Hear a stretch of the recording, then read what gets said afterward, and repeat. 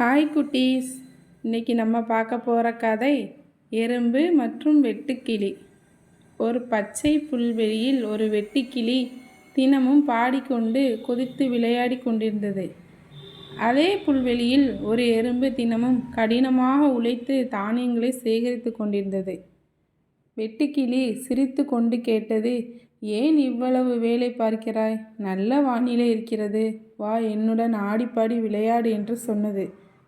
எறும்பு அமைதியாக சொன்னது, இப்போது உழைத்தால்தான் மழைக்காலத்தில் சாப்பிட தானியம் இருக்கும் என்று சொல்லி தானியங்களை சேகரிக்கும் வேலையை செய்தது. வெட்டுக்கிளி பாட்டு பாடி நேரத்தை கழித்தது. மழைக்காலம் வந்தது. புல்வெளி வெள்ளத்தில் மூழ்கியது. வெட்டுக்கிளி குளிரிலும் பசியிலும் நடுங்கியது. ஆனால் எறும்பு தனது வீட்டில் போதுமான உணவு கொண்டு மகிழ்ச்சியாக இருந்தது. வெட்டுக்கிளி ஜன்னலுக்கு வெளியே இருந்து எறும்பை பார்த்து கொண்டே மனதில் நினைத்தது, அப்போதே எறும்பின் பேச்சை கேட்டிருக்கணும் என்று வருந்தியது. பின் எறும்பிடம் சென்று உதவி கேட்டது. எறும்பு வெட்டுக்கிளிக்கு இருக்க இடம் கொடுத்து சாப்பிட உணவும் கொடுத்து உதவியது.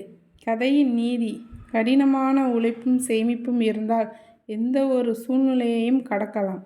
இந்த கதை உங்களுக்கு பிடித்திருந்தா லைக் பண்ணுங்கள், ஷேர் பண்ணுங்கள், மறக்காமல் நம்ம சேனலை சப்ஸ்கிரைப் பண்ணுங்கள்.